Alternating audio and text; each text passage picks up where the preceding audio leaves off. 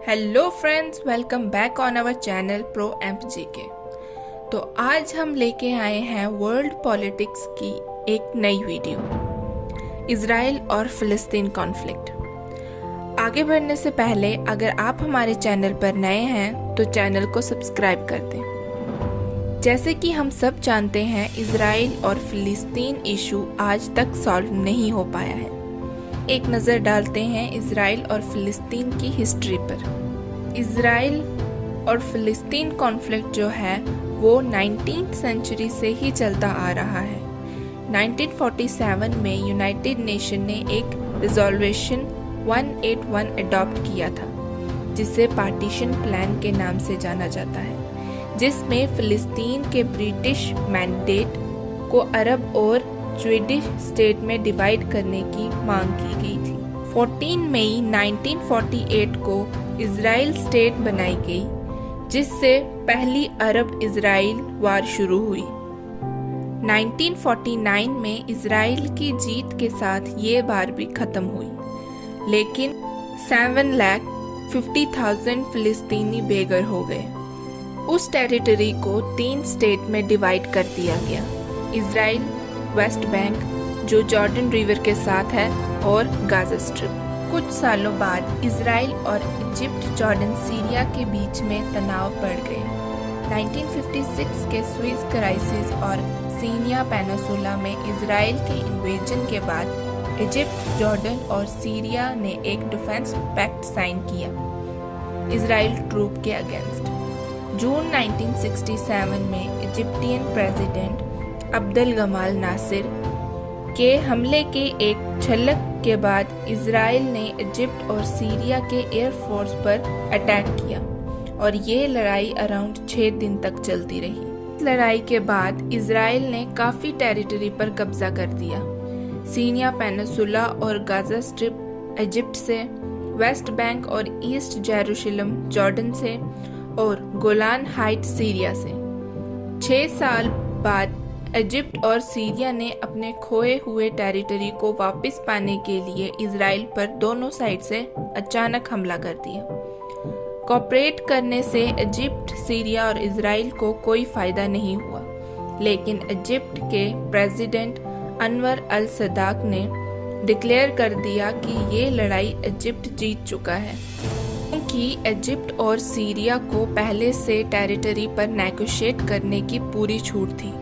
1979 में finally peaceful negotiate हुआ और इजिप्ट और इजराइल ने कैंप डेविड अकॉर्ड पर साइन किया और 30 सालों के झगड़े को ख़त्म किया। भले ही कैंप डेविड अकॉर्ड से इजराइल और उसके नेबर्स कंट्री के बीच में रिलेशन ठीक हुए, लेकिन अगर बात की जाए फिलिस्तीनियों के सेल्फ डिटर्मिनेशन और सेल्फ गवर्नेंस की तो वो अभी सुलझा नहीं था।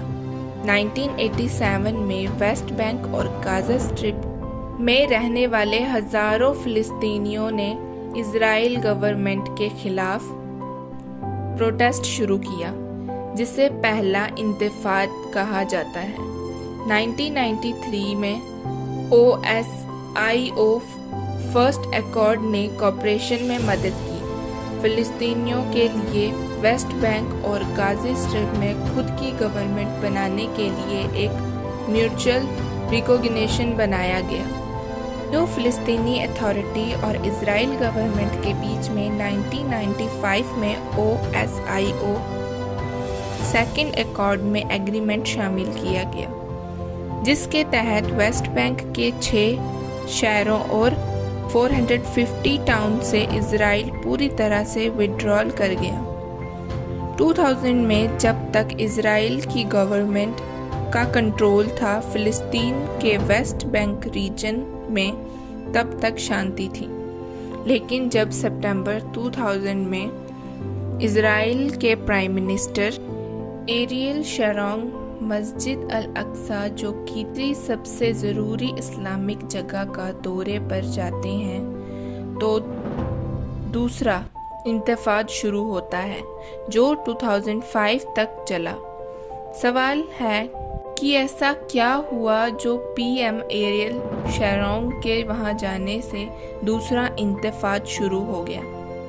पीएम एरियल का वहां जाने का ये था कि सारे इजरायली वहां जाने का हक रखते हैं, मगर according to Likud spokesman Ofir Akunis, उनका असल मकसद था ये दिखाना कि अब मस्जिद अल अक्सा इजरायली गवर्नमेंट के अंडर हो चुकी है।